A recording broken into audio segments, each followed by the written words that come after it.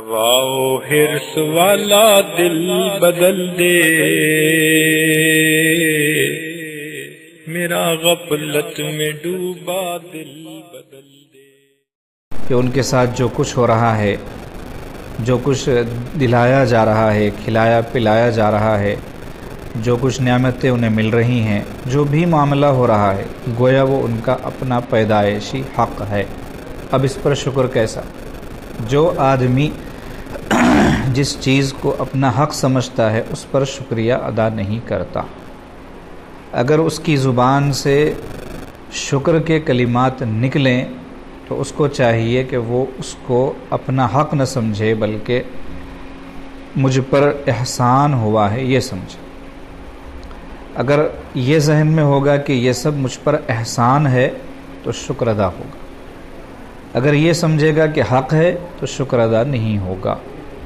چنانچہ اکثر خواتین اپنا حق سمجھتی ہیں، شادی ہونے تک باپ کا حق ہے، باپ نہ ہو تو بھائی کا حق ہے، شادی کے بعد شوہر کا حق ہے، شوہر کے بعد اولاد کا حق ہے، یعنی گویا پوری زندگی اس کی نکل جاتی ہے یہ سوچ کر کہ جو کچھ میرے ساتھ ہو رہا ہے یہ حق ہے، میرا ہونا چاہیے مجھ پر، اس لیے شکر گزاری کی توفیق نہیں ہوتی۔ بطور خاص شوہر کا شکریہ ادا کرنے کا تو عورتوں میں مزاج ہی نہیں ہوتا۔ نبی علیہ السلام نے جو ارشاد فرمایا کہ میں نے تمہاری اکثریت کو جہنم میں دیکھا ہے، تو خواتین نے پوچھا کہ یا رسول اللہ، جہنم میں خواتین کی اکثریت کیوں دیکھی گئی، کیا وجہ ہے؟ آواز جا رہی؟ نہیں جا رہی؟ آواز جا رہی کہ نہیں؟ تو پھر کس کے لیے بیان ہو رہا ہے؟ پھر جب سے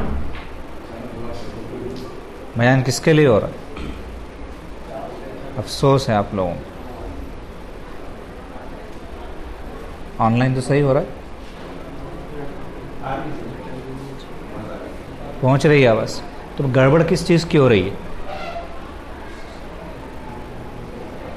آواز نہیں آ رہی ہے جس نے کہا وہ جھوٹے ہیں، کہ آواز آ رہی ہے جس نے کہا وہ جھوٹے ہیں؟ کیا ہے معاملہ؟ اب تیسرے آپ تحقیق کیجئے جا کے، کوئی مقامی یہاں کے، آواز پہلے سے آ رہی تھی یا نہیں آ رہی؟ شاید ابھی جا رہی ہے، افسوس۔ تو جتنا بیان ہوگا اس کی کوئی آواز نہیں گئی؟ کیا بات ہے بتائیے، یہ کیسی بے رخی اور غفلت ہے؟ یہ کون ہے یہاں کے ذمہ دار؟ ہاں، میں جب سے سوچ رہا ہوں کہ دو مائک لگے ہوئے ہیں اور آواز مجھے خود نہیں پتا چل رہا کہ مائک میں جا رہی ہے، کتنی غلط بات ہے، یہ غفلت کی انتہا ہے۔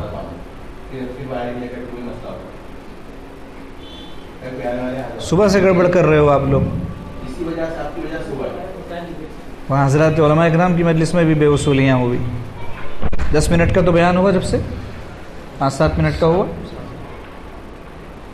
جو عورتیں بیچاریاں یہاں وہاں سے سننے آئی ہیں اتنی مشقت اٹھا کے، ان کی تو کوئی فکر نہیں۔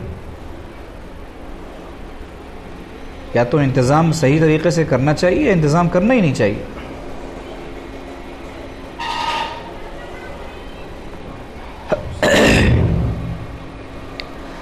تو ہم نے جتنی بات کی تھی اس کا خلاصہ یہ ہے کہ اللہ پاک کو اپنے بندوں سے شکر گزاری بہت پسند ہے، ناشکری ناپسند ہے، اور خواتین میں عموماً ناشکری کا مزاج ہوتا ہے۔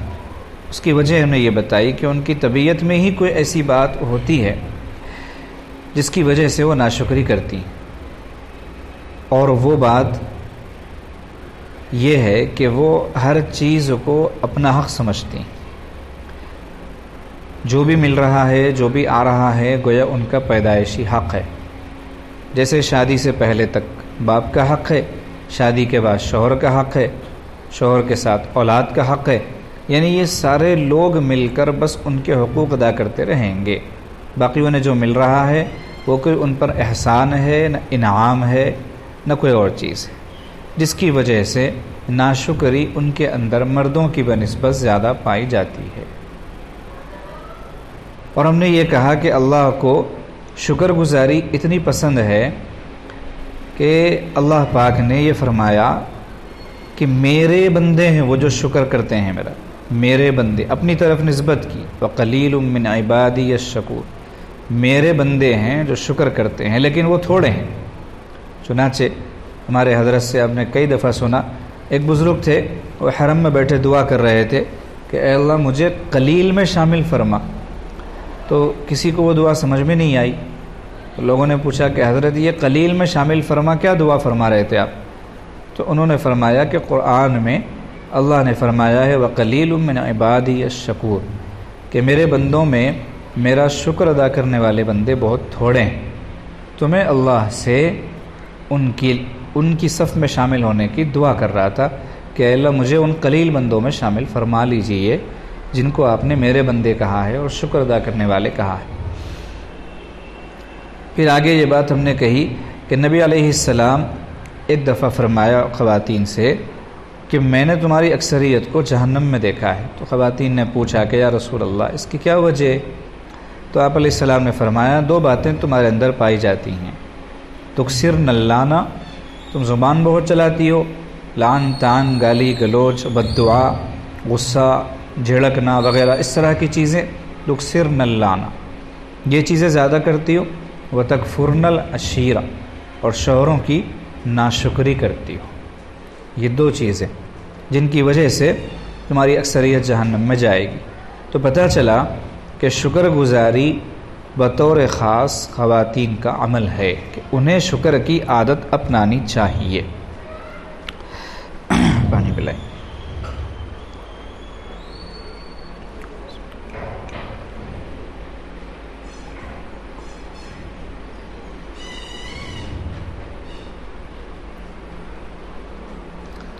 بعض خواتین کو یہ غلط فہمی ہوتی ہے، مرد بھی شامل ہے اس میں، ان کو بھی غلط فہمی ہوتی ہے کہ شکر ہم ادا کریں گے مگر جس نے ہمیں پیدا کیا اس کا شکر ادا کریں گے، جو ہمارا خالق ہے، رازق ہے، مالک ہے، ہمارا پروردگار ہے، ہم اس کا شکر ادا کر لیں گے، مخلوق کا کیوں ادا کریں؟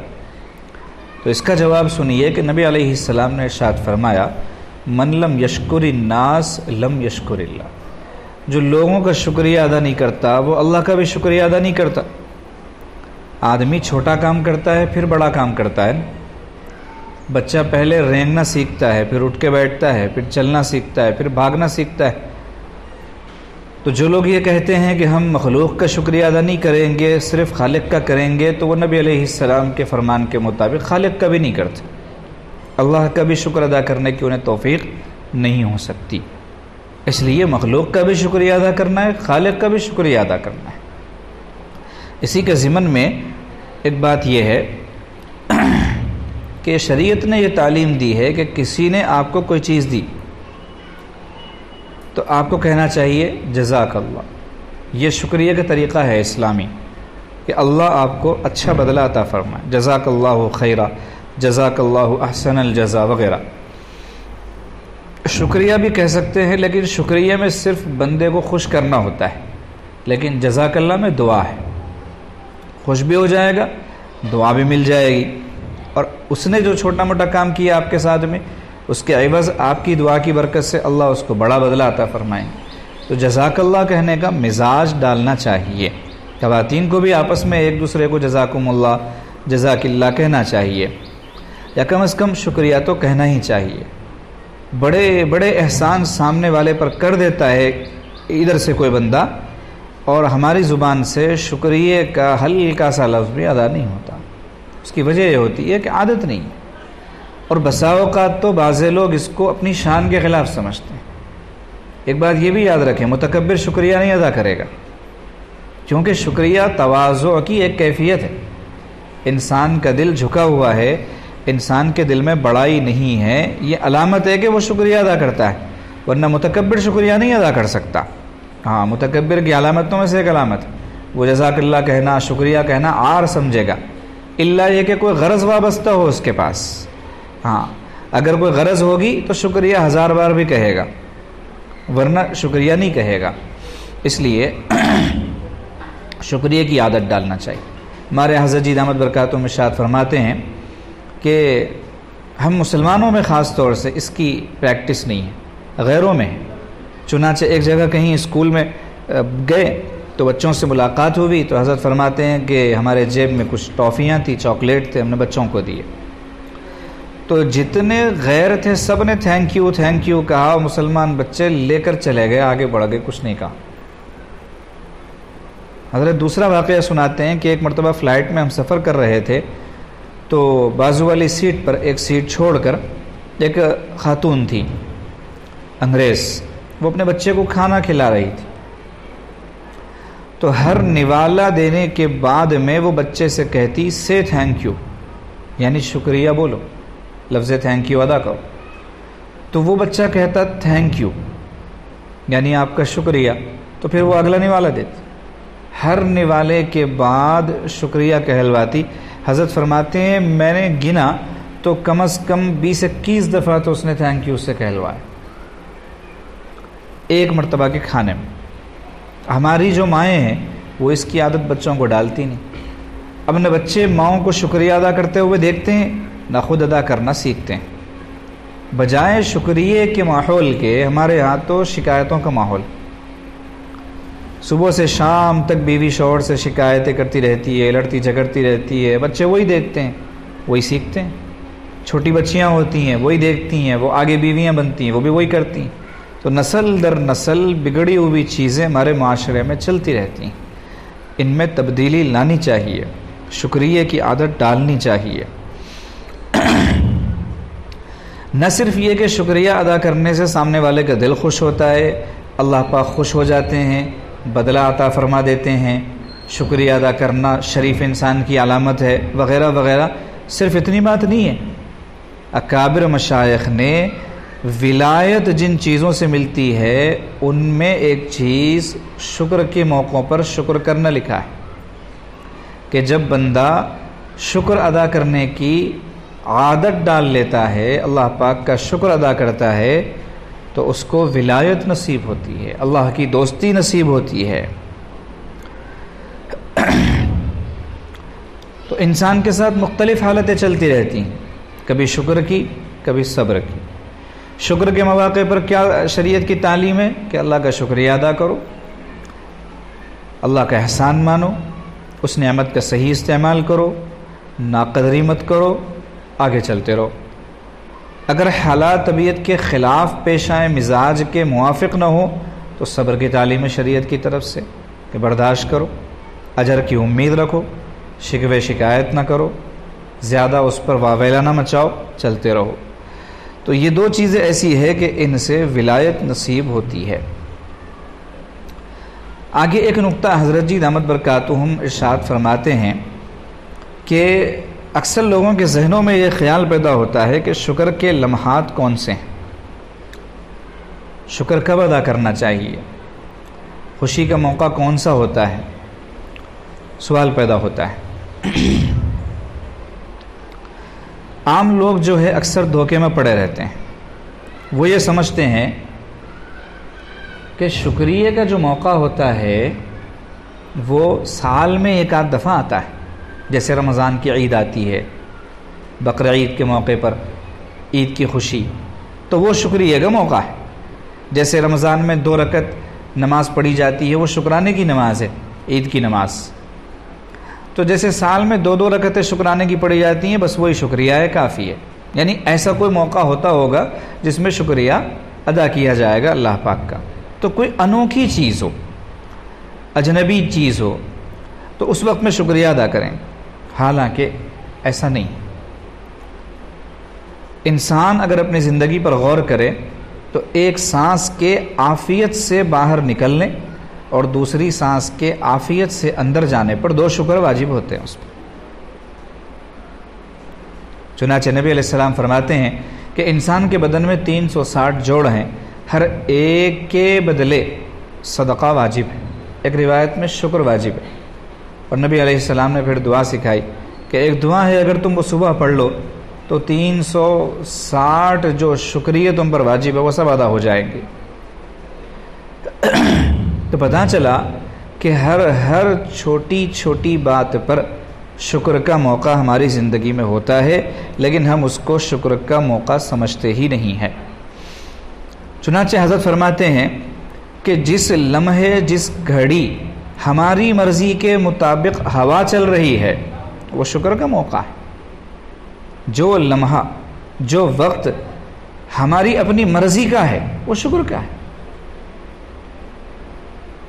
میں نے کھانا کھانا چاہا کھا لیا, مجھے انتظار نہیں کرنا پڑا, اس کے لیے دھکے کھانے نہیں پڑے, زیادہ محنت نہیں کرنی پڑی, بھوک برداشت نہیں کرنی پڑی, ادھر کھانے کا تقاضا ہوا ادھر دسترخوان لگ گیا. یہ شکر کا موقع ہے. ہم یہ سمجھتے ہیں کہ کیا ہوا, کھانے کا موقع آیا تھا کھا لیے ہو گیا, اس پہ کون سا شکر, حالانکہ یہ غلط ہے. یہاں رک کر ایک بات سمجھنی چاہیے کہ شکر کا خیال ہمارے اندر کیسے پیوست ہوگا, مضبوط ہوگا, اور کیسے شکریہ کی عادت پڑے گی ہمیں. اس کے لیے ایک طریقہ ہے, وہ یہ کہ ہم یہ سمجھیں کہ یہ جو ہوا ہے نا اس میں ہماری مرضی کو دخل نہیں ہے. اگر اللہ نہیں چاہتے تو ایسے نہیں ہوتا. مثال کے طور پہ ہم نے کھانا کھایا دوپہر کا اپنے وقت پر, ہم یہ سوچے کہ اگر اللہ پاک نہیں چاہتے تو میں یہ کھانا نہیں کھا سکتا تھا. چنانچہ کتنے ایسے واقعات پیش آتے ہیں, کتنے ایسے موقع پیش آتے ہیں, بندہ سخت بھوک کی حالت میں پلیٹ میں کھانا وغیرہ لے کر بیٹھتا ہے اور یوں ہاتھ میں نوالا لے کر منہ میں رکھنے جاتا ہے, اسے کوئی ایسی خبر ملتی ہے کہ وہ نوالا ویسے ہی چھوڑ کے نکل جاتا ہے, اور پھر اس کے بعد گھنٹوں اسے پانی بھی پینے کا موقع نہیں ملتا. تو اب یہ جو اللہ نے کھلایا تو اللہ ہی نے کھلایا نا, ورنہ اگر چاہتے اللہ پاک تو ہر کھانے کے موقع پر اس کے ساتھ کوئی ایسی سچویشن اور صورتحال پیدا کر دے کہ وہ نوالا وہیں پر رکھ کر کھڑا ہو جاتا اور پھر گھنٹوں پانی تک اس کو پینے کا موقع نہیں ملتا. تو اگر ہم یہ ذہن میں رکھیں کہ یہ جو ہم نے کھایا ہے ہم نے نہیں کھایا, اللہ نے کھلایا ہے, لہذا ہمیں شکر ادا کرنا چاہیے, تو پھر شکر کی عادت نصیب ہوگی. چنانچہ حضرت فرماتے ہیں کہ جب بھی سارے کام ہماری مرضی کے مطابق چل رہے ہوں وہ خوشی کے لمحات ہیں. صبح کے وقت میں آنکھ وقت پہ کھل گئی, ہم نے تکبیر اولیٰ کے ساتھ فجر پڑھ لی, یہ خوشی کی بات ہے. بچے وقت پہ مسجد یا مدرسے چلے گئے, اسکول چلے گئے, انہوں نے تنگ نہیں کیا, یہ خوشی کی بات ہے. بیوی نے وقت پہ ناشتہ تیار کر دیا, یہ خوشی کی بات ہے. تو وقت پر سارے کاموں کا ہونا یہ خوشی کی بات ہے, اور ہر خوشی کے موقع پر شکر واجب ہے. حتیٰ کہ ہمارا 1 گھنٹہ گزرا اور اس 1 گھنٹے میں ہم نے کوئی ناخوشگوار خبر نہیں سنی, شکر واجب ہے ہم پر. ورنہ تو کبھی کبھار انسان پہ ایسی الٹی ہوا چلتی ہے کہ ہر منٹ میں, ہر 2-5 منٹ میں بری خبریں سنتا رہتا ہے. ابھی یہ کورونا کے جو مسائل چلے ہم نے دیکھا, اس میں صبح ایک خبر, دوپہر ایک خبر, شام ایک خبر, رات ایک خبر, پھر رات سے لے کے صبح اٹھنے تک 2-3 خبریں تیار کہ فلاں بیمار ہے, فلاں سیریس ہے, فلاں کا انتقال ہو گیا. تو بری خبر کا 1 گھنٹہ, آدھا گھنٹہ, 15 منٹ نہ ملنا یہ بھی اللہ کی ایک نعمت ہے, جس پر شکر واجب. تو خواتین کو بطور خاص چاہیے کہ وہ ہمیشہ اللہ پاک کا شکر ادا کرتے رہیں. اور ہماری بساط کیا ہے کہ ہم شکر ادا کریں اللہ پاک کا, پوری زندگی سجدے میں پڑے رہیں. شکر کے شین کے 3 نقطوں میں سے 1 نقطے کا حق بھی ادا نہیں ہوگا, پوری زندگی سجدے میں پڑے رہیں. چنانچہ حضرت فرماتے ہیں کہ موسیٰ علیہ السلام نے ایک مرتبہ اللہ پاک کا خوب شکریہ ادا کیا, خوب شکریہ ادا کیا. آخر میں کہنے لگے کہ اے اللہ, میں آپ کا شکریہ ادا کرنے سے قاصر ہوں, میں کمزور بندہ ہوں, میں آپ کا شکر ادا نہیں کر سکتا. تو اللہ پاک کی طرف سے آواز آئی کہ یا موسیٰ الآن شکرتن, کہ موسیٰ تم نے حقیقی معنوں میں شکر تو اب ادا کیا ہے. یہ کہنا کہ میں شکریہ ادا نہیں کر سکتا یہ ہے تمہارا شکر, ورنہ میرا شکر کتنا ادا کرو. تو ہم کمزور بندے, ہم اللہ سے ہمیشہ یہ کہتے رہیں کہ اے اللہ آپ کی نعمتیں بارش کی طرح ہم پر برس رہی ہیں, بارش کی طرح برس رہی ہیں, اور ہم آپ کی نعمتوں کا شکریہ ادا کر ہی نہیں سکتے. اس کا حق ادا کرنا, اس کا احسان ماننا, اور اس نعمت کا صحیح استعمال کرنا, اور کل آپ کے ہاں اس نعمت کے بارے میں سوال نہ ہو ایسی زندگی گزارنا, یہ تو ہمارے بس کی بات ہی نہیں ہے. ہم تو شکریہ ہی ادا نہیں کر سکتے. اس لیے اے اللہ آپ ہمیں یوں ہی اپنے شکر گزار بندوں میں شامل فرما لیجیے, تو اللہ کو زیادہ پسند آئے گی اور ہمارا شمار شاکرین میں ہوگا.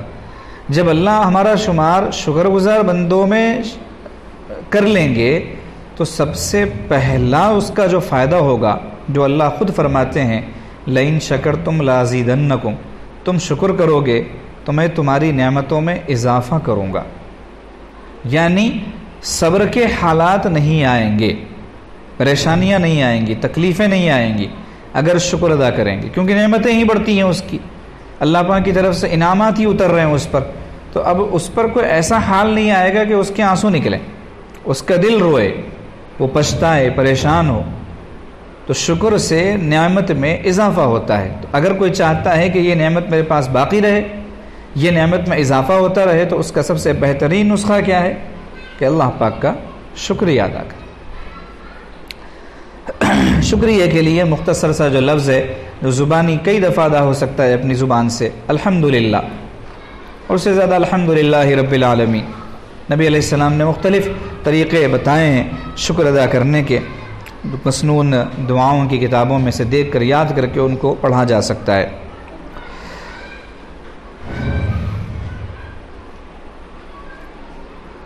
تو وہ جو خیال ہے کہ کچھ خاص ہوگا تو ہم شکر ادا کریں گے، بالکل غلط بات ہے۔ ہم نے بازار سے بلب خریدا، اسے لا کے لگایا، اب وہ بلب خریدا، وہ بے شک نیا ہے، اس کا کام ہے جلنا، اور لا کے جب ہم نے اسے گھر میں لگایا تو وہ جلے گا سوئچ آن کرنے کے بعد میں، تو یہ کوئی یعنی فرض نہیں ہے بلب کا، اور اللہ کا ہم پر حق نہیں ہے کہ اللہ پاک اس بلب کو جلائیں، نہیں، اللہ پاک قادر ہیں اس بات پر کہ اس نئے بلب کو بھی جلنے سے روک لیں۔ تو نیا بلب بھی گھر میں لگا کر اس کے جلنے پر الحمدللہ کہنا واجب ہے کہ اللہ کا شکریہ ادا کریں کہ اے اللہ یہ بلب جل گیا، نیا ہونے کے باوجود بھی اگر آپ نہ چاہتے تو نہیں جلتا۔ ہم اتنے بے بس ہیں، اتنے معذور ہیں، کمزور ہیں، مجبور ہیں کہ نبی علیہ السلام نے سو کے اٹھنے کے بعد کی دعا سکھائی ہمیں، الحمدللہ الذی احیانا بعدما اماتنا وإلیہ النشور، کہ اے اللہ آپ کا شکر ہے کہ آپ نے ہمیں مرنے کے بعد زندہ کیا۔ کیا مطلب؟ کہ ہم رات میں اپنے آپ میں نہیں تھے، مر چکے تھے، ہماری زندگی گویا ختم ہو گئی تھی، آپ نے صبح میں جب اٹھایا تو گویا ہمیں نئی زندگی دی۔ اب نئی زندگی پر شکر کب ادا کرتے ہیں؟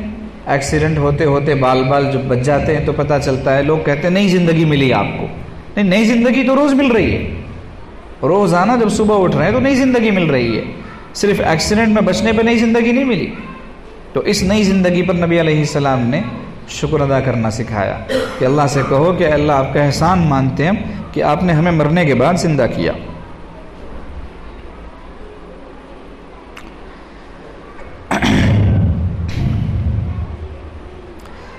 فرماتے ہیں کہ نبی علیہ السلام کا فرمان ہے، اللہ کو بندے کی یہ بات خوش کر جاتی ہے کہ اسے ایک بار کا کھانا نصیب ہو یا پینے کا کوئی مشروب اس کے حلق سے اترے تو وہ اس کی تعریف میں لگ جائے۔ یعنی کوئی آدمی اگر ایک گھونٹ پانی پلا دے، ایک وقت کا کھانا کھلا دے، تو بندہ اتنا خوش ہوتا ہے کہ سامنے والے کا احسان مانتا ہے۔ تو ایک گلاس پلانے پر، پانی پلانے پر یا جوس پلانے پر اور ایک مرتبہ کھانا کھلانے پر ہم اس بندے کا شکریہ ادا کرتے ہیں۔ تو جس پروردگار نے ہمیں صحت جیسی نعمت دی، بھوک جیسی نعمت دی، دسترخوان پر اتنے کھانے کھلائے کہ ہمارے پیٹ بھر گئے، تو ہم کھانے کی دعا پڑھنا بھول جاتے ہیں۔ اس کا مطلب یہ ہے کہ ہم اللہ کو تھینک یو نہیں کہتے، لوگوں کو تھینک یو کہتے ہیں، اللہ کو نہیں کہتے۔ تو دعا پڑھنی ہمیں یاد ہی نہیں ہوتی۔ فطری طور پر انسان ناشکرا ہے، ان الانسان لربہ لکنوت، فطرت میں انسان کی ناشکرا پن ہے۔ جو چیز فطرت میں ہوتی ہے اس میں تبدیلی کے لیے تربیت واجب ہے، یہ نقطہ یاد رکھیے کہ جو چیز فطرت میں ہوتی ہے اس کی تبدیلی کے لیے تربیت واجب ہے، اس کی تبدیلی ایسے ہی نہیں ہوتی، اس کے لیے تربیت کروانا پڑتا ہے۔ تو شکر گزار بندہ بننے کے لیے شکر گزار بندے کی صحبت بھی ضروری ہے، تاکہ اس کے اندر بھی شکر گزاری کی کیفیت پیدا ہو جائے۔ اب سوچئے آپ، خواتین کا مجمع ہے یہاں، کہ اگر کوئی بیوی رات سوتے وقت اپنے شوہر سے کہے کہ اللہ پاک کا احسان ہے، اللہ پاک کا انعام ہے کہ اس نے مجھے آپ جیسا شوہر عطا کیا کہ آپ کی برکت سے مجھے گھر بیٹھے بیٹھے کھانا مل رہا ہے، گھر بیٹھے بیٹھے کپڑے مل رہے ہیں، اور گھر بیٹھے میرے لیے سردی گرمی کا انتظام ہو رہا ہے، دھوپ بارش سے بچنے کا انتظام ہو رہا ہے، بچوں کی تعلیم و تربیت آپ کی برکت سے صحیح طریقے پر ہو رہی ہے، مجھے کچھ کرنا دھرنا نہیں ہوتا، تھوڑے بہت گھر کے کام کاج ہوتے ہیں، باہر کی ساری دوڑ دھوپ اور باہر کی ساری فکریں اور کمانے دھمانے اور ہمیں لا کر کھلانے کی ساری جو فکریں ہوتی ہیں وہ سب آپ ہی کرتے ہیں، میں آپ کا شکریہ ادا نہیں کر سکتی، میں اس کے بدلے میں صرف اللہ پاک سے آپ کے لیے دعا کروں گی۔ کیا اس گھر میں کبھی لڑائیاں ہو سکتی ہیں؟ کیا وہ شوہر کبھی اپنی بیوی سے ناراض ہو سکتا ہے؟ اگر اس کی بیوی سے کبھی کبھار کوئی غلطی ہو بھی جائے تو فوراً اسے یہ بات یاد آئے گی کہ میری بیوی تو روزانہ نہ صحیح ہفتے میں 2 بار، ہفتے میں 3 بار میرے سامنے بیٹھ کر میرا شکریہ ادا کرتی ہے، چلو اس کی غلطی کو میں درگزر کر دیتا ہوں۔ تو خواتین کو چاہیے کہ اس کا معاملہ رکھیں، یہ معمول بنائیں، ورنہ نبی علیہ السلام نے خود ارشاد فرمایا کہ عورتوں کی طبیعت میں ناشکراپن اتنا بھرا ہوا ہوتا ہے کہ کبھی کسی دن کوئی انبن ہو جاتی ہے شوہر سے تو وہ کہتی ہیں کہ جس دن سے شادی ہو کے میں اس گھر میں آئی ہوں کہ خدا کی قسم میں نے یہاں کوئی خیر نہیں دیکھا، کہ اللہ کی قسم کھا کے کہتی ہیں کہ شادی ہو کے جب سے اس گھر میں آنا ہوا ہے کوئی خیر نہیں دیکھا۔ اگر آپ نے کوئی خیر نہیں دیکھا تو پھر آپ اتنی صحت مند کیسی ہیں؟ آپ کے بچے کہاں سے آ گئے؟ آپ کو کھانا وقت پر کہاں سے مل رہا ہے؟ آپ کو کپڑے کہاں سے مل رہے ہیں؟ یہ آپ کے والد تو لا کر نہیں دے رہے ہیں، آپ کے بھائی تو لا کر نہیں دے رہے ہیں، ان میں سے بہت سارے تو ایسے ہیں جو آپ کی شادی کر کے آپ کو بھول گئے، بعد میں تو جو کچھ کر رہا ہے وہ شوہر کر رہا ہے۔ تو اگر آپ کو اس بات کا احساس نہ ہو اور آپ نے ایک مرتبہ کی ان بن پر یہ کہہ دیا کہ میں نے کوئی خیر نہیں دیکھا، تو ظاہر سی بات ہے کہ نبی علیہ السلام کو کہنے کا حق ہے کہ میں نے تمہاری اکثریت کو جہنم میں دیکھا ہے۔ اس میں ایک راز ہے، وہ راز یہ ہے کہ شادی ہو جانے کے بعد اکثر مرد اگر ذرا سی بھی اس کے اندر شرافت ہو تو وہ سارے کے سارے مرد جو کچھ کرتے ہیں اپنی زندگی میں وہ صرف بیوی بچوں کے لیے کرتے ہیں۔ ان کی ساری دوڑ دھوپ، ان کی ساری محنت، ان کی ساری بھوک پیاس، ان کا سارا کڑوا کسیلا سننا، باہر کی دنیا میں لوگوں کے دھکے کھانا، ملازم ہو تو اپنے آقا سے، اپنے سیٹ سے، اپنے مالک سے جلی کٹی سننا وغیرہ وغیرہ، یہ جتنی چیزیں ہوتی ہیں خلاف مزاج، اور ان کو جو برداشت کرتا ہے، صبر کرتا ہے ان پر، وہ صرف اس لیے کہ مجھے میری بیوی بچوں کو دیکھنا ہے، ان کو پالنا ہے، ان کو لے کر چلنا ہے، ان کو سنبھالنا ہے، یہ سوچ کے کرتا ہے۔ تو باہر کی دنیا میں وہ ذلیل ہو رہا ہے آپ کی خاطر، تو اسے عزت دینا آپ کا فرض منصبی ہے، جس میں آپ کے کوتاہی کرنے پر نبی علیہ السلام نے آپ کے لیے سیدھے جہنم کی بشارت دی۔ یہ ہے وہ نقطہ اور راز۔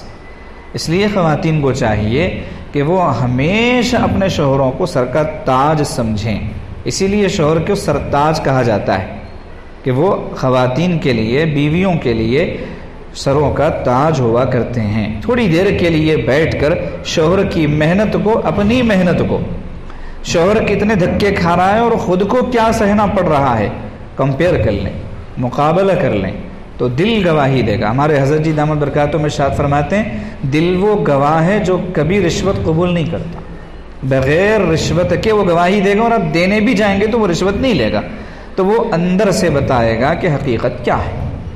اور جس دن پھر حقیقت آپ کو سمجھ میں آ جائے گی تو ساری لڑائیاں ختم ہو جائیں۔ کتنے گھر ہے جہاں پر ازدواجی زندگیوں میں دراڑیں اسی ناشکرے پن کی وجہ سے آتی۔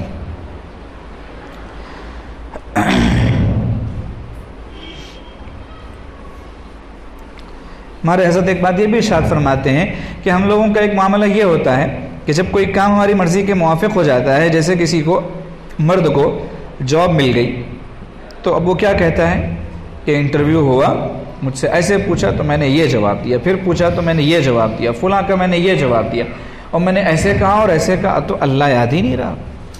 بیچ میں کہیں بھی نہیں کہہ رہا ہے کہ اللہ پاک نے کرم فرمایا کہ مجھ نااہل کو جواب دلا دی۔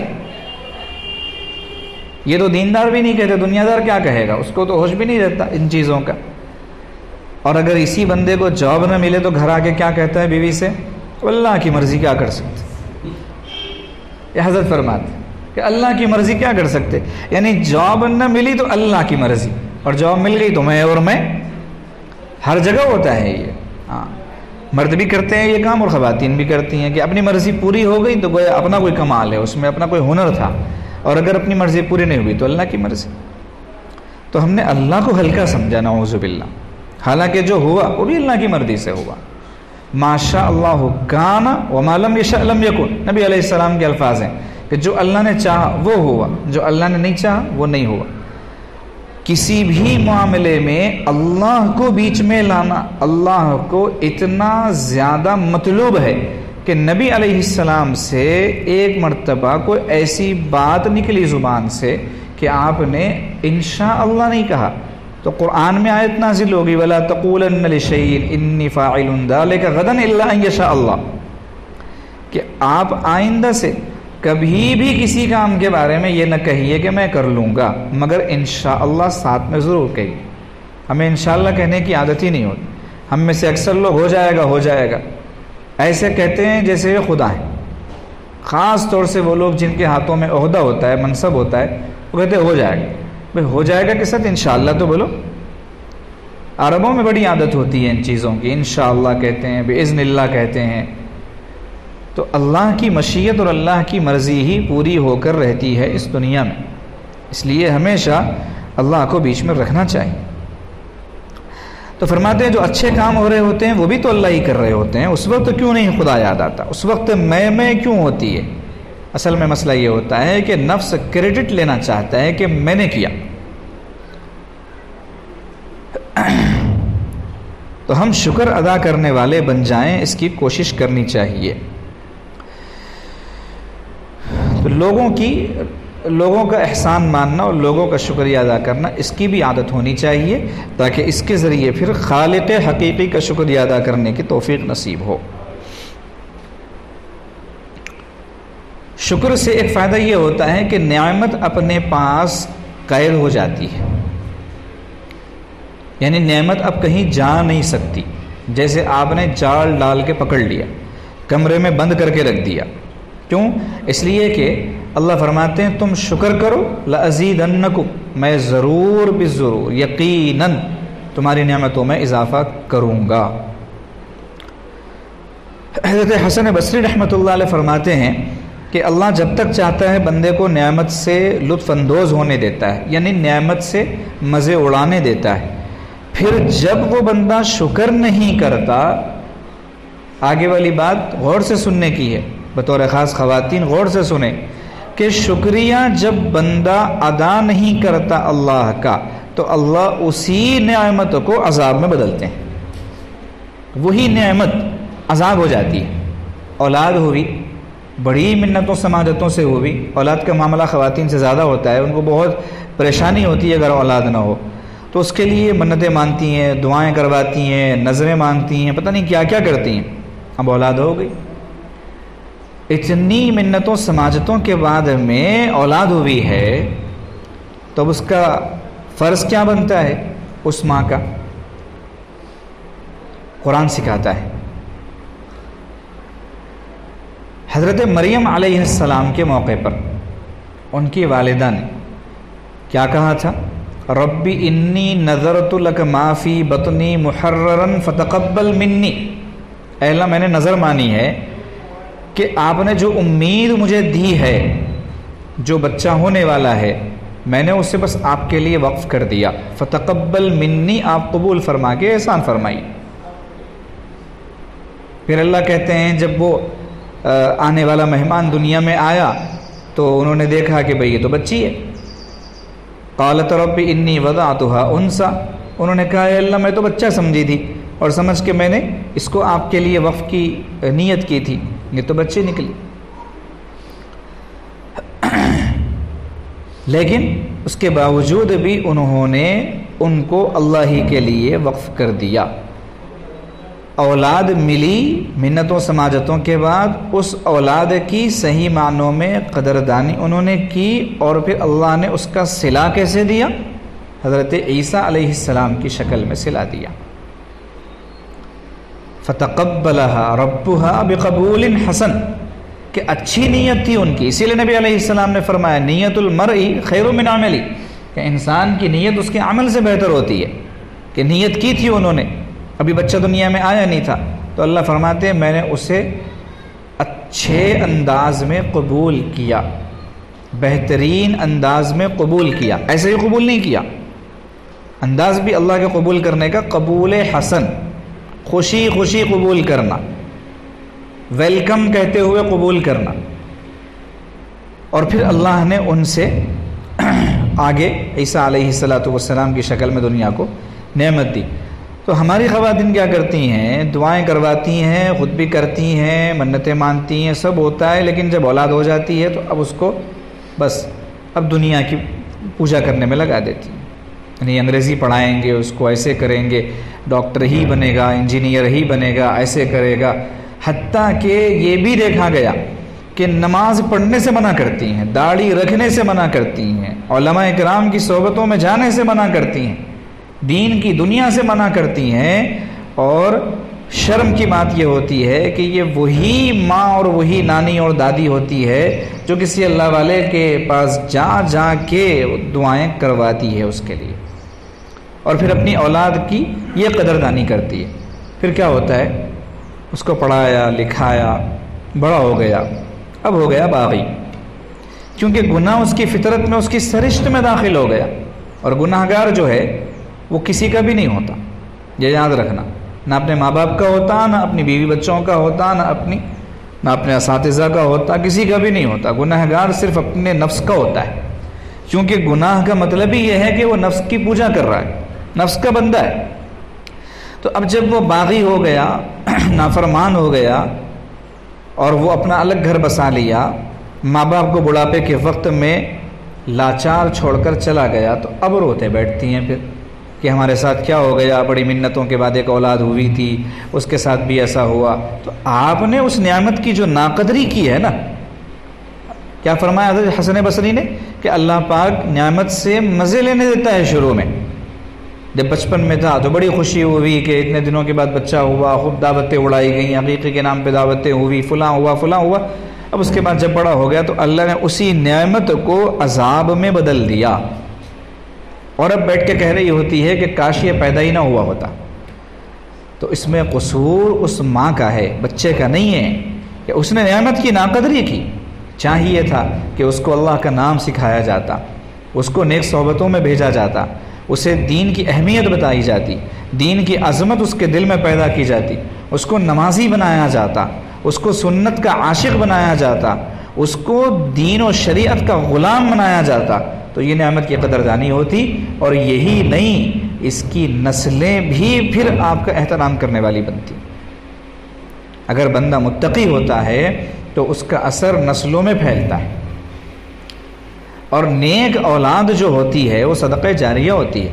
نبی علیہ السلام نے 3 چیزوں کو صدقہ جاریہ بتایا کہ انسان کے مرنے کے بعد سارا دفتر بند ہو جاتا ہے، صرف 3 چیزیں ہیں جو جاری رہتی ہیں۔ ان میں سے ایک فرمایا او من ولد صالح یدعو لہ، کہ نیک اولاد جو اس کے بعد اس کے لیے دعا کرے۔ کچھ نہیں بنا اگر بننے والا بچہ، کچھ نہیں پڑھا، کچھ نہیں لکھا، کسی قابل نہیں ہوا، لیکن اگر مرنے کے بعد ہاتھ اٹھا کے مغفرت کی دعا کرنے کے قابل بن گیا تو کافی۔ ورنہ ایسے لوگ دنیا کے پجاری اور دنیا کے پیچھے بھاگنے والے، خود دنیا نے دیکھے کہ باپ کے جنازے پر بیٹے کو نہیں پتا کہ جنازے کی نماز میں پڑھا کیا جاتا ہے، جنازے کے لیے تیمم کر رہا ہے تو پیروں پر بھی تیمم کر رہا ہے، اسے یہ نہیں پتا کہ تیمم کا مطلب کیا ہوتا ہے۔ تو نعمت عذاب میں بدل جاتی ہے اگر اس کی ناقدری کی جائے۔ حضرت فرماتے ہیں کہ پچھلے دور کے لوگوں میں شکر کے لیے ایک لفظ متعین تھا۔ پہلے زمانے میں شکر کو کہتے تھے سیکیورٹی گارڈ، آج کے دور میں ہم نے کہا محافظ، نگہبان۔ بھائی شکر کس کو بولتے ہیں؟ حفاظت کرنے والے کو، نگرانی کرنے والے کو۔ کیا مطلب اس کا؟ مطلب یہ ہے کہ شکر جب بندے کی زندگی میں آتا ہے تو نعمت کی نگرانی خود کرتا ہے، نعمت کو کہیں جانے نہیں دیتا، نعمت کو گم ہونے نہیں دیتا۔ چنانچہ ایک بزرگ فرماتے ہیں مجھے عافیت نصیب ہو اور میں اس پر شکر ادا کرتا ہوں، یہ مجھے اس سے کہیں زیادہ عزیز ہے کہ میں کسی آزمائش میں پڑھوں اور اس پر صبر کروں۔ ہم کمزور لوگ ہیں، آزمائشوں میں پڑھ کے اللہ کی طرف سے آنے والے امتحان میں پاس ہونے والے دنیا سے گئے، ہم امتحان کے قابل ہیں ہی نہیں، آزمائش کے قابل کہیں سے بھی نہیں ہیں۔ ایک بزرگ نے دعا سکھائی کہ اللہ سے یہ کہو کہ اے اللہ ہم آپ کے انتہائی کمزور بندے، ہم صبر کے حالات میں پڑھ ہی نہیں سکتے، آپ یوں ہی ہمیں شکر کے حالات میں رکھیے اور نعمتوں میں رکھیے تاکہ آپ کا نام لینے کی ہمیں توفیق ہوتی رہے، ورنہ تو ہم اتنے بگڑے ہوئے ہیں کہ اگر صبر کے حالات آ جائیں تو ایمان سے ہاتھ دھو بیٹھے۔ صبر والے لوگ پہلے تھے تو چلے گئے، تو بزرگ ہیں وہ یہ دعا کر رہے ہیں کہ اے اللہ آپ مجھے عافیت دیں اور میں اس پر شکر ادا کرتا رہوں، یہ عزیز ہے مجھے اس سے کہ آپ مجھے بلا میں ڈالے اور میں آپ کے لیے صبر کرتا رہوں۔ تو صبر نہیں مانگنا، بڑی آسانی سے لوگ کہتے ہیں صبر مانگتے ہیں اللہ سے۔ نبی علیہ السلام نے ایک آدمی کو دیکھا اللہ سے صبر مانگ رہا تھا، نبی علیہ السلام نے فرمایا صبر مت مانگو، صلی اللہ العافیہ، اللہ سے عافیت کا سوال کرو، ہاں بغیر مانگے صبر کے حالات آ جائیں تو پھر برداشت کرو، صبر کرو، شکایت نہ کرو، لیکن اللہ سے یہ نہیں کہنا کہ اللہ مجھے صبر دیجیے۔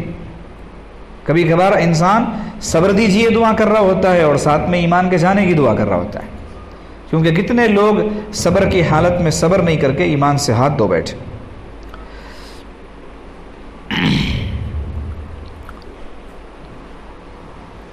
اگلی بات یہ ہے کہ ہم میں سے بہت سارے لوگ یہ چاہتے ہیں کہ ہمارے ساتھ کوئی آدمی بھلا کرے، ہم لینا جانتے ہیں، دوسرے لفظوں میں دینا نہیں جانتے، حقوق یاد رہتے ہیں ہمیں، فلاں نے کیا کیا، اس نے کیا کیا، اس نے کیا کیا، اس کو تو ہم کبھی یاد ہی نہیں آئے، فلانا ایسا ہے، ہمارے ابا نے اس کے ساتھ کیا کیا کیا، وہ ہمارے ساتھ کیا کر رہا ہے، یہ سب سوچتے ہیں بولتے ہیں، لیکن کبھی یہ خیال نہیں آتا کہ میں کیا کر رہا ہوں، مجھے کیا کرنا چاہیے۔ دوسروں کی بھلائی کا جواب بھلائی سے دینا، حل جزاء الاحسان الا الاحسان، احسان کا بدلہ احسان ہوتا ہے۔ تو کوئی آدمی ہمارے ساتھ بھلا کرے تو ہمیں چاہیے کہ ہم اس کے ساتھ بھلا کریں۔ اب یہاں پر ایک بات اور ہے، خواتین میں خاص طور سے ہوتا ہے، عدلے بدلے کی دنیا، اس کو سمجھتے ہیں بھلائی کا بدلہ بھلائی کے ساتھ، نہیں، عدلے بدلے کی دنیا الگ ہے، بھلائی کے ساتھ بھلائی الگ ہے، دونوں میں زمین آسمان کا فرق ہے۔ عدلے بدلے میں ہوتا کیا ہے، بہت آسان لفظوں میں، ادھر سے کچھ آیا تو ادھر سے بھیجیں، یہ ہے عدلے اور بدلے کی دنیا۔ اتنے دنوں سے تو نہیں آیا نا، پھر کیوں ہم بھیجنا، نہیں، ہم ایک بار بھیجے تھے ادھر سے آیا کیا، نہیں آیا نا، نہیں بھیجیں، ایسے تو ہم گن گن کے عدلہ بدلہ پورا کرنے والے لوگ ہیں، اور بھلائی کا بدلہ بھلائی سے وہ ایک الگ چیز ہے۔ وہ کیا ہے کہ کسی نے 1 روپے کا کام بنایا، ہم 100 روپے کا بنائے، کسی نے 100 روپے کا بنایا، ہم 1000 روپے کا بنائے، کسی نے 1 مرتبہ احسان کیا، ہم اس کی نسلوں پر احسان کرتے رہیں، یہ معاملہ ہے، کیونکہ کسی کا 1 مرتبہ کا احسان ہماری پوری زندگی کے اعتبار سے کافی ہوتا ہے۔ مثال کے طور پہ چلتے پھرتے کسی ایک آدمی نے، اس کا تعلق تھا کچھ دوستانہ تھا، تو کسی دفتر میں کسی کمپنی میں آپ کے بچے کے لیے سفارش کر دی، اب اس کی سفارش سے آپ کے بچے کو جاب لگ گئی، اچھی جاب لگی تو اچھی جگہ شادی ہو گئی، اچھی جگہ شادی ہو گئی، خوش و خرم گھرانہ مل گیا، وہاں سے عزتیں ملی اور سرخرویاں ملی، وہاں سے اولاد ملی، پھر وہ پڑھی لکھی جوان ہوئی، قابل ہوئی، یہ سب جو ہے وہ ایک جو چلتا پھرتا بندہ احسان کیا تھا نا، اس کا نتیجہ ہے، تو اس کی وجہ سے پوری زندگی بدلی۔ تو اب ہمارا فرض یہ بنتا کہ وہ جو بندہ تھا نا اس کی نسلوں پہ احسان کریں، یہ مطلب ہوتا ہے بھلائی کا بدلہ بھلائی سے دینا، عدلہ بدلہ نہیں۔ تو ہم دوسروں کے ساتھ بھلا کریں، ہمیں اس کی توفیق نہیں ہوتی ہے، ہمیں چاہیے کہ ہم دوسروں کے ساتھ بھلا کرنے کی عادت ڈالیں۔ اور یہاں پر ایک بات اور یاد آ گئی کہ خواتین خاص طور سے اللہ کا شکر اس وقت میں ادا کرتی ہیں جب وہ چیز دوسروں کے پاس نہ ہو۔ یہ ایک جملہ الہامی آ گیا میرے ذہن میں، ارادہ بھی نہیں تھا، وہ سوچا بھی نہیں تھا، لیکن اچانک بات ذہن میں آ گئی۔ خواتین کا مزاج ہوتا ہے، فنکشن میں جائیں گی تو اس فنکشن میں ان سے اچھے کسی کے بھی کپڑے نہ ہو تو کہیں گے الحمدللہ اللہ تیرا احسان، اور اگر خدا نہ خواستہ ان سے اچھے کسی کے کپڑے ہو گئے یا ان کے برابر ہو گئے تو پھر اللہ کو بھی کوسنا شروع ہو گیا۔ کہ اللہ میں نے اتنے چھان مارے مارکیٹ کے، اتنا میں نے شوہر سے کہا، فلاں سے کہا، اتنے کپڑوں میں سے بڑی مشکل سے یہ سلیکٹ کیا اور یہ بھی برباد ہو گئے کہ یہ دوسرا پہن کے آ گیا، تو اللہ کی ناشکری۔ حالانکہ وہ جو پہن کے گئی ہوئی ہیں وہ بھی بہت قیمتی ہے، وہ بھی بہت اچھا ہے۔ تو شکر ادا کرنا اللہ کا پھٹے پرانے کپڑوں میں بھی واجب ہے۔ اللہ چاہتے تو اس سے بھی بدتر حالت میں رکھتے۔ شیخ سعدی فرماتے ہیں کہ ایک مرتبہ میں ایک مسجد سے نکل رہا تھا، تو چپلیں جہاں چھوڑی جاتی ہیں وہاں دیکھا تو میری چپل غائب تھی۔ مجھے بہت افسوس ہوا کہ میری چپل چلی گئی، مجھے اس تپتی ہوئی دھوپ میں ننگے پیر جانا پڑے گا، دکان سے جوتے خریدنے پڑیں گے۔ یہی سوچتے ہوئے سیڑھیاں اتر رہا تھا مسجد کی، تو دیکھا کہ ایک آدمی کے دونوں پیر گھٹنوں سے کٹے ہوئے ہیں اور وہ گھسٹ گھسٹ کر مسجد کی طرف آ رہا ہے۔ میں پلٹا اور مسجد میں آیا اور اللہ کے سامنے معافی مانگی کہ اللہ میں نے بہت غلط کیا، مجھے یہ خیال نہیں ہونا چاہیے تھا، اے اللہ آپ مجھے معاف فرما دیجئے، میرے تو پیر ہیں، آج نہیں تو کل، کل نہیں تو پرسوں جوتے خرید لوں گا۔ یہ تو بیچارہ پوری زندگی چاہ کر بھی اگر آپ اسے کروڑ پتی بھی بنا دیں تو قیمتی سے قیمتی جوتا خریدنے کی بھی اس کے پاس سکت ہو تو یہ خرید کے دوسروں کو تو دے سکتا ہے لیکن پہن نہیں سکتا۔ تو فوری شکریہ ادا کیا اللہ کا۔ تو ہمیں بھی یہ سوچنا چاہیے کہ اے اللہ زندہ سلامت ہیں، سانسیں چل رہی ہیں، لوگوں کے درمیان موجود ہیں، اچھے کپڑے پہن کے بنے ٹھنے بیٹھے ہوئے ہیں، اے اللہ اگر اسی وقت ہم مردہ ہو جائیں تو یہ سارے مل کے ہمارے اچھے کپڑے اتار دیں اور ہمیں ایک کفن دے کے زمین کے نیچے کر دیں۔ کفن کا نہ کوئی رنگ ہوتا ہے، نہ اس پر کوئی ڈیزائن ہوتا ہے، نہ اس کی کوئی کوالٹی اور مہنگائی اور سستائی دیکھی جاتی ہے۔ تو انسان کو ان چیزوں کو سوچ کر شکر ادا کرنا چاہیے۔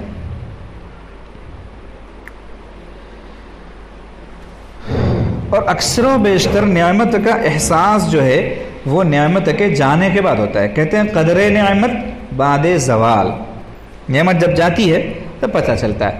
آپ نے دیکھا ہوگا خواتین بھی اکثر تجربہ کرتی ہوں گی، کسی کا انتقال ہو جاتا ہے تو میت کے سامنے بیٹھ کے اب اتنا بولیں گی کہ گویا دنیا سے جانے والا کوئی انسان نہیں گیا، جبرائیل چلے گئے۔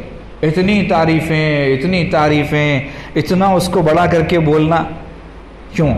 زندگی میں بھی ویسے ہی تھا، لیکن زندگی میں بولنے کی توفیق نہیں ہوتی، مرنے کے بعد۔ تو قدر نعمت بعد زوال، نعمت کی قدر ہوتی ہے نعمت کے چلے جانے کے بعد۔ اس لیے ہمیشہ نعمت کی قدر نعمت کے رہنے تک کر لیں۔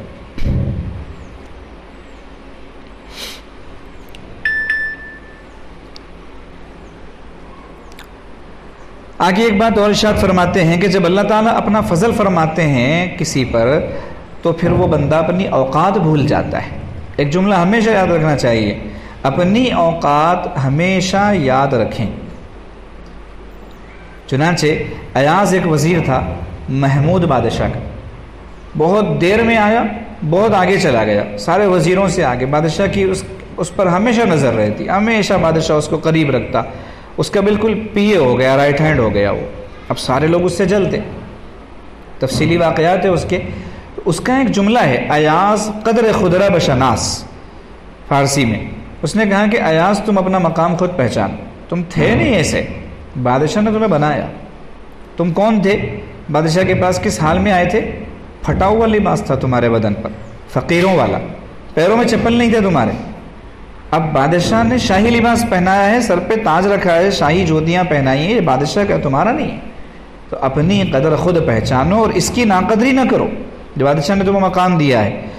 تو اللہ تعالیٰ کا اگر فضل ہو گیا، اللہ نے ہمیں نعمتوں سے نواز دیا، ذاتی مکان ہو گیا، بچے ہو گئے، بچے پڑھے لکھے ہو گئے، اپنے ذاتی مکان والے ہو گئے، گاڑیوں والے ہو گئے، وغیرہ وغیرہ، دنیا بھر کی نعمتیں مل گئی، تو ہمیں پچھلا زمانہ یاد رکھنا چاہیے کہ ہم پہلے کیسے تھے، ہماری کیا اوقات تھی اور کیا حیثیت تھی، ہم کیسے رہتے تھے، کون ہمیں پوچھتا تھا، کون نہیں پوچھتا تھا۔ اگر ہم ایسے نہیں تھے، ہم شروع سے ہی اچھے ہیں، تو اپنے باپ دادا کو یاد کر۔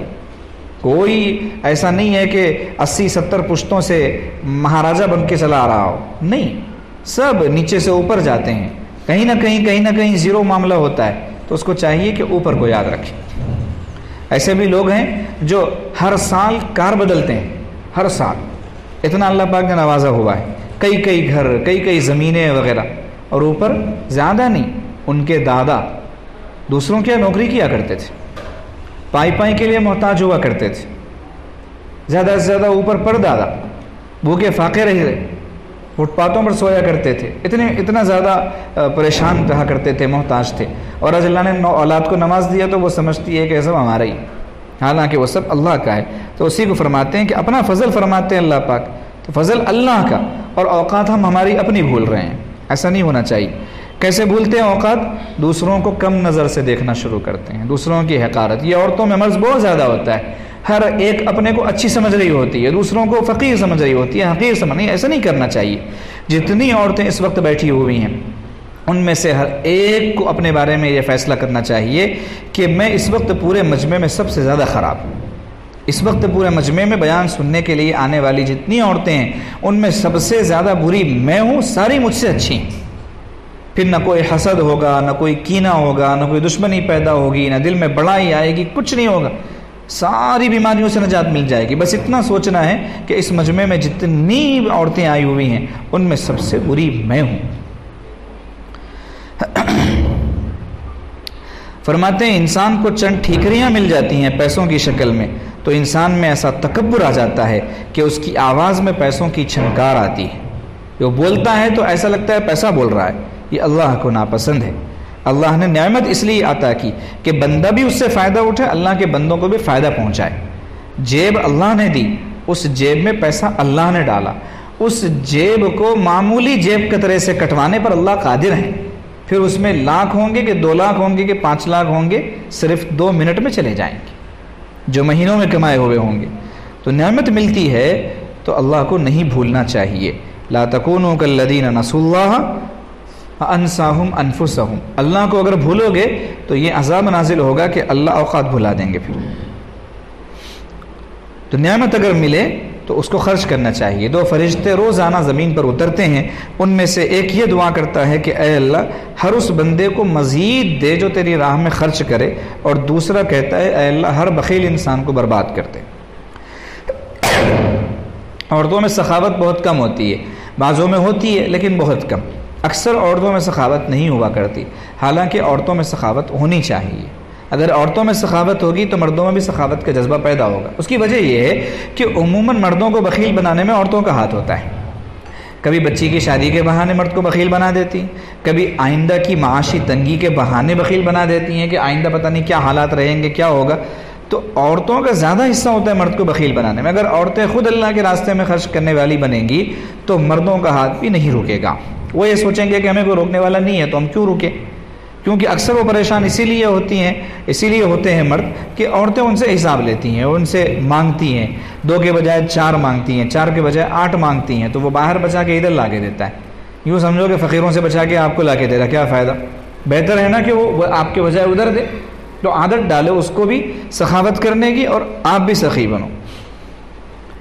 تو ہم اگر نالائقی کریں گے، شکر ادا نہیں کریں گے تو اللہ تعالیٰ نعمتیں واپس لے لیں گے.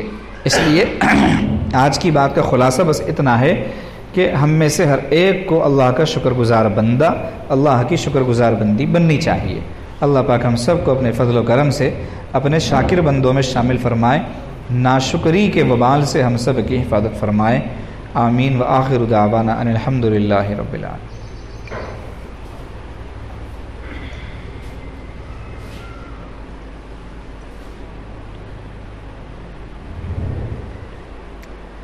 توبہ کے کلمات پڑھائے جاتے ہیں. سچے دل سے نیت کیجئے کہ ہم پچھلی زندگی سے سچی پکی توبہ کرتے ہیں اور آئندہ زندگی انشاءاللہ نیکی تقویٰ پر گزاریں گے.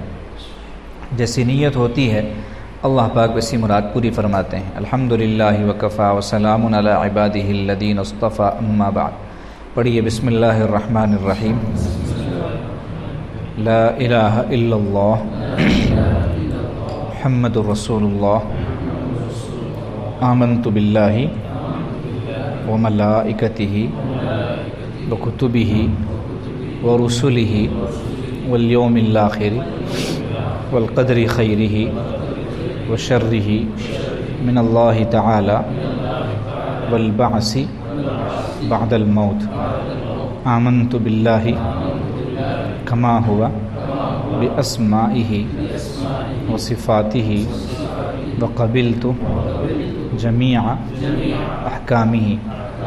اقرار باللسان وتصدیق بالقلب اشہد ان لا الہ الا اللہ واشہد ان محمدً عبدہ ورسولہ استغفر اللہ ربی من کل ذنب واتوب الیہ برحمتک یا ارحم الراحمین۔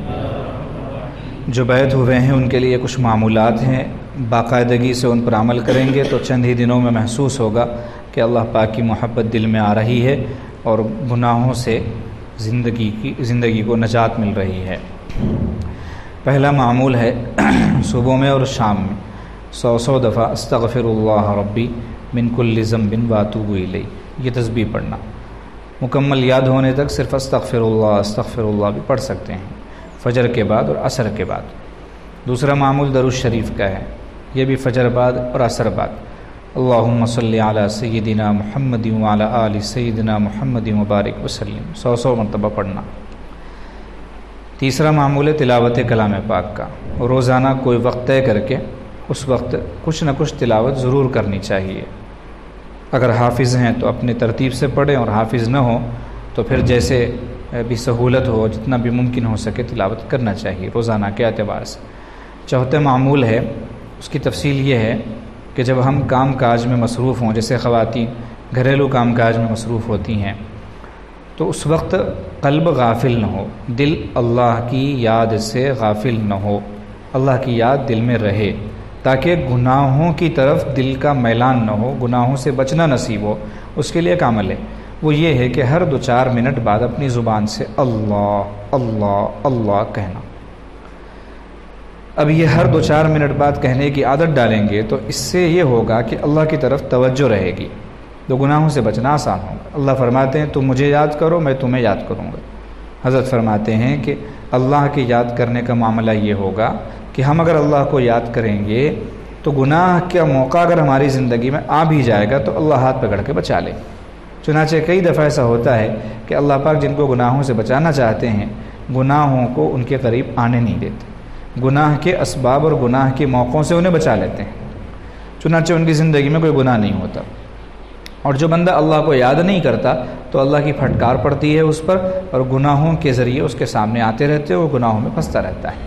اس لیے کام کاج کے وقت میں دل اللہ کی یاد سے غافل نہ ہو، ہر 2-4 منٹ بعد اپنی زبان سے اللہ اللہ اللہ کہنا، یہ چوتھا عمل ہے۔ 5واں عمل ہے مراقبہ۔ مراقبہ مطلب دل میں اللہ کو یاد کرنا۔ اس کی کیا شکل ہے؟ طریقہ اس کا بہت آسان ہے کہ دن اور رات کے 24 گھنٹوں میں جو بھی فرصت کا وقت ہو، جیسے خواتین اس وقت ان کو کوئی کام نہ ہو، شوہر کے بھی کام نہ ہو، بچوں کے بھی کام نہ ہو، کسی اور کا بھی کوئی کام نہ ہو، بالکل فارغ وقت ہو ان کا، وہ نکالیں، چاہے دن کا ہو یا رات کا۔ ایسا نہیں کہ شوہر کو تکلیف پہنچا کر، شوہر کے حقوق کو مار کر اپنے کو اللہ کی یاد میں بٹھایا جا رہا ہو، ایسا نہیں، یہ غلط ہے۔ ساروں کے حقوق ادا کر کے کوئی وقت ایسا طے کر لیں جس میں کم سے کم آدھا گھنٹہ بیٹھ سکیں، کم از کم 10 منٹ سے شروع کریں، 15 منٹ سے شروع کریں، پھر آدھے گھنٹے تک لے جائیں، اور اللہ نے توفیق دی تو آگے بھی وقت بڑھائیں۔ یہ وقت نکال کے اس کے بعد دوسرا کام یہ کرنا ہے کہ اب جب بیٹھنا چاہیں اللہ کی یاد میں تو وضو کر لیں، بہتر ہے، واجب نہیں ہے وضو کرنا، کر لیں تو بہت اچھا ہے۔ کوئی ایسی جگہ بیٹھے جہاں پر کوئی آ کے پریشان کرنے والا نہ ہو، خلل ڈالنے والا نہ ہو، مصلی بچھا کے بیٹھ جائیں۔ اب بیٹھنے میں جیسی سہولت ہو ویسے بیٹھ سکتے ہیں، اگر نیچے بیٹھنے میں پریشانی ہو تو اوپر بیٹھ سکتے ہیں، جیسے سہولت ہو ویسے بیٹھ سکتے ہیں۔ بیٹھنے کے بعد میں پہلے تو سر کو جھکانا ہے، آنکھوں کو بند کرنا ہے، اور دل کی طرف متوجہ ہونا ہے، چہرہ دل کی طرف ہونا ہے، سر کو جھکا کے آنکھیں بند کر کے دل کی طرف متوجہ ہو کے ایک نیت کریں گے۔ وہ نیت کیا ہے؟ اللہ پاک کی رحمت آ رہی ہے، میرے دل میں سما رہی ہے، میرے دل سے گناہوں کی سیاہی اور ظلمت دور ہو رہی ہے، اور میرا دل کہہ رہا ہے اللہ اللہ اللہ۔ یہ نیت کرنا ہے۔ شروع میں لمبی نیت یاد نہ ہو تو کم از کم اتنا سوچ لینا بھی کافی ہے کہ اس وقت اللہ کی رحمت میرے دل میں آ رہی ہے، اور میرے دل سے گناہوں کی نحوست ختم ہو رہی ہے، میرا دل اللہ اللہ کہہ رہا ہے۔ یہ سوچ کے خاموش بیٹھ جانا۔ اب شروع میں دل سے اللہ اللہ کی آواز بھی نہیں آئے گی، اور دل لگے گا بھی نہیں، بے چینی ہوگی، شیطان وسوسے ڈالے گا، پریشان کرے گا، دنیا بھر کی کیفیت ہوگی، اس وقت میں صرف ایک کام کرنا، وہ کام یہ ہے کہ مراقبے میں جب بیٹھ جائیں تو ہرگز نہیں اٹھنا جب تک کہ آپ کا وقت پورا نہ ہو جائے، چاہے 15 منٹ کا ہو، 20 منٹ کا ہو، آدھے گھنٹے کا ہو۔ یہ طے کر لینا کہ موت بھی آتی ہے تو آنے دو، کوئی بات نہیں، اللہ کی یاد میں آنا یہ بہتر ہے اس سے کہ گناہ میں آئیں، لیکن موت کا وقت متعین ہے، وہ ایسا بیٹھتے ہی نہیں آ جاتی، اس کو جب آنا ہے تب آتی۔ البتہ اس کا یہ فائدہ ہوتا ہے کہ مراقبے میں بیٹھنے کی عادت ہو جاتی، چند دن کی تکلیف ہوتی ہے، پھر اس کے بعد مراقبے میں بیٹھنے کو بندہ موقع تلاش کرے گا کہ مجھے وقت ملے اور میں بیٹھوں۔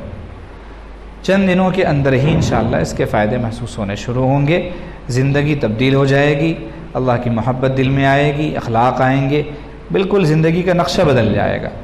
بیسیوں، سینکڑوں، ہزاروں، لاکھوں نہیں، کروڑوں لوگوں نے اس سے فائدہ اٹھایا اور اٹھا رہے ہیں، اور ایسی ایسی زندگیوں کو اللہ نے بدلنے کی توفیق دی کہ جن کے بدلنے سے سب لوگ مایوس ہو چکے تھے کہ اب ان کا بدلنا ممکن نہیں، ان کو ہدایت نہیں مل سکتی۔ یہ 5 معمولات ہیں، ان پر عمل کریں گے تو انشاءاللہ ان کا فائدہ ہوگا۔ تھوڑی دیر کے لیے مراقبہ کر لیں، جیسے ہم نے بتایا بھی تھوڑی دیر پہلے، اسی طرح بیٹھ جائیں، سروں کو جھکا لیں، آنکھوں کو بند کر لیں، دنیا اور دنیا میں جو کچھ ہے ان سب سے ہٹ کٹ کے یکسوئی کے ساتھ اللہ پاک کی یاد میں ڈوب جائیں۔ یہ تصور کریں کہ اللہ پاک کی رحمت آ رہی ہے، میرے دل میں سما رہی ہے، میرے دل سے گناہوں کی سیاہی و ظلمت دور ہو رہی ہے، میرا دل کہہ رہا ہے اللہ اللہ اللہ۔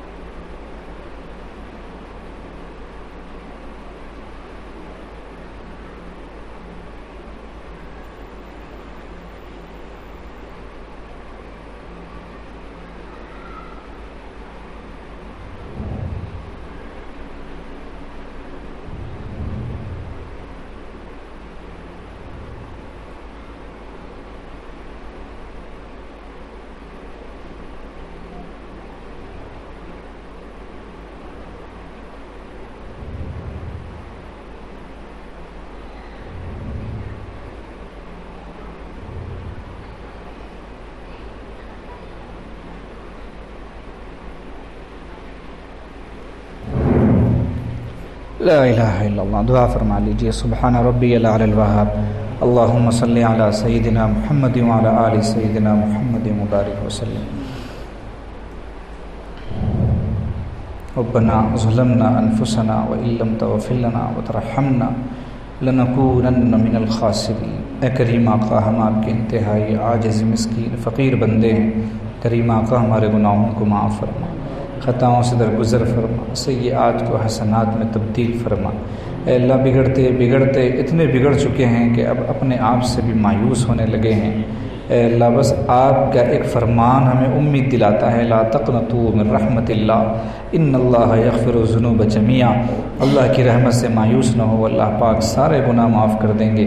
اے اللہ، بس اس امید پر ہم آپ کے سامنے ہاتھ پھیلائے آپ سے معافی مانگتے ہیں۔ اے اللہ، اب تک کی زندگی کے تمام گناہوں کو معاف فرما دیجیے۔ اے اللہ، اگلی زندگی پاکیزہ زندگی نصیب فرمائیے، گناہوں سے پاک زندگی نصیب فرمائیے، آپ کی محبت والی زندگی نصیب فرمائیے، آپ کا صحیح معنوں میں تعلق نصیب فرمائیے، آپ کی دوستی نصیب فرمائیے، آپ کا قرب نصیب فرمائیے، آپ کی معیت کاملہ نصیب فرمائیے۔ اے اللہ، ہمیں سچوں کی صحبت نصیب فرمائیے، سچوں کی معیت نصیب فرمائیے۔ اے اللہ، ہماری پوری زندگی آپ کی مرضی کے مطابق گزرے۔ اے اللہ، ہم ایک لمحہ بھی آپ کی مرضی کے خلاف گزارنا نہیں چاہتے۔ اے اللہ، اس کے لیے نفس و شیطان سب سے بڑی رکاوٹ ہیں۔ اے اللہ، ہمیں نفس و شیطان کے شر سے بچا لیجیے۔ اے اللہ، ہم ایک قدم آگے بڑھتے ہیں، وہ ہمیں 2 قدم پیچھے ڈھکیل دیتے ہیں۔ اے اللہ، نفس و شیطان کو آپ ہم پر مسلط ہونے سے ایسے بچا لیجیے جیسے آسمان کو زمین پر گرنے سے بچا رکھا ہے۔ پیارے اللہ، ہم سب کو نفس و شیطان کی غلامی سے نجات ہاتھ دلا کر اپنی غلامی میں داخل فرما لیجئے۔ اے اللہ ان عبادی لیس لک علیہم سلطان میں شامل فرما لیجئے، جن کے بارے میں آپ نے فرمایا کہ میرے کچھ بندے ایسے ہیں جن پہ شیطان کا داؤں نہیں چلتا، اے اللہ ان میں ہمیں شامل فرما لیجئے۔ اے اللہ آپ کی بندیاں دور نزدیک سے چل کر آپ کی محبت میں آپ کی نسبت پر اے اللہ حاضر ہوئی ہیں۔ اے اللہ آپ کا وعدہ ہے جو میری طرف ایک بالشت چلتا ہے میں ایک ہاتھ اس کی طرف جاتا ہوں، جو چل کر آتا ہے تو میں دوڑ کر جاتا ہوں۔ اے اللہ آپ اپنے فضل سے ان سب آنے والیوں کو اپنی محبت و معرفت نصیب فرمائیے، اپنا تعلق خاص نصیب فرمائیے، ان سب کو تقویٰ کی دولت سے مالا مال فرمائیے، ان کی نسلوں میں تقویٰ کے اثرات پیدا فرمائیے۔ اے اللہ ان کی اولادوں کو اولاد صالحہ بنائیے۔ اے اللہ وقت کے مجدد پیدا فرمائیے، وقت کے عاشق پیدا فرمائیے، وقت کے اولیاء پیدا فرمائیے، علماء اور صلحاء پیدا فرمائیے، دین متین کے سچے اور بے لوث اور مخلص خادم پیدا فرمائیے۔ اے اللہ دنیا میں امن و امان پیدا کرنے والے پیدا فرمائیے۔ اے کریم آقا فتنہ فساد سے پوری امت مسلمہ کی حفاظت فرمائیے۔ اے اللہ جہاں جہاں مسلمان پریشان حال ہیں ان کی مدد فرمائیے۔ اے اللہ مظلوموں کے ساتھ میں اے اللہ کرم کا، فضل کا، عفو کا، عافیت کا معاملہ فرمائیے۔ اے اللہ بے قصوروں کے ساتھ میں مدد کا، کرم کا، فضل کا معاملہ فرمائیے۔ کریم آقا ہم سب آپ کی جناب میں عرض کرتے ہیں کہ اے اللہ اس وقت دنیا میں جو کچھ مسائل پیش آ رہے ہیں اے اللہ ہم ذمہ دار ہیں، ہمارے اعمال ذمہ دار ہیں، اے اللہ ہماری زندگیاں ذمہ دار ہیں۔ اے اللہ ہم سب اپنے آپ کو بدلنے کا عزم کرتے ہیں، آپ ہمیں اپنے فضل سے نیک توفیق عطا فرمائیے اور ہم میں سے ہر ایک کو اپنی نسبت کا نور عطا فرمائیے۔ اے کریم آقا ہمارے قلوب کو اپنی محبت کے نور سے، اپنی نسبت کے نور سے بھر دیجیے۔ اے اللہ ہمارے جملہ بیماروں کو شفا عطا فرمائیے، پریشان حالوں کی پریشانیوں کو دور فرمائیے، مقروضوں کے قرضوں کی ادائیگی کی شکل صورتیں پیدا فرمائیے۔ اے اللہ جہاں بن بیاہی بچے بچیاں گھروں میں بیٹھے ان کے مستقبل روشن فرمائیے، ماں باپ کے لیے فرض ادا کرنا آسان فرمائیے۔ اے اللہ اس خواتین کے مجمع میں جتنی پریشان حال ہیں ان کی پریشانیوں کو دور فرمائیے، جس کے دل کی جو جائز اور نیک تمنا و مراد ہے اسے پورا فرمائیے، جو اولاد کے لیے پریشان ہے اسے اولاد صالحہ عطا فرمائیے، جو اولاد کے غم سے دو چار ہے اولاد کے غم سے نجات عطا فرمائیے، اولاد کو والدین کے فرما بردار بنائیے۔ اے اللہ جو شوہر کے ظلم سے تنگ ہے اے اللہ اس کے شوہر کو ہدایت عطا فرمائیے۔ اے کریم آقا اس کے دل میں اس کے لیے رحم پیدا فرمائیے۔ اے کریم آقا اپنے فضل سے خوشگوار ازدواجی زندگی کا نمونہ ہر گھر کو بنا دیجیے، جنت کا نمونہ ہر گھر کو بنا دیجیے۔ اے اللہ اس بستی کو خیر و برکت کا مرکز بنائیے، ہر طرح کے شر سے اور فتنوں سے حفاظت فرمائیے، پوری دنیا کی حفاظت فرمائیے۔ اے اللہ ہم میں سے ہر ایک سے راضی ہو جائیے، ہم میں سے ہر ایک کو اپنا بنا لیجیے۔ اے اللہ اپنے اولیاء میں شامل فرما لیجیے، اپنے نیک بندوں میں شامل فرما لیجیے۔ پیارے اللہ جو مانگے وہ بھی عطا فرما دیجیے، جو مانگنے سے رہ گیا وہ بھی عطا فرما دیجیے۔ ہماری ان دعاؤں کو اپنی رحمت سے قبول و منظور فرما لیجیے۔ صلی اللہ تعالی وسلم علی حبیبہ سیدنا محمد و آلہ وصحبہ اجمعین برحمتک یا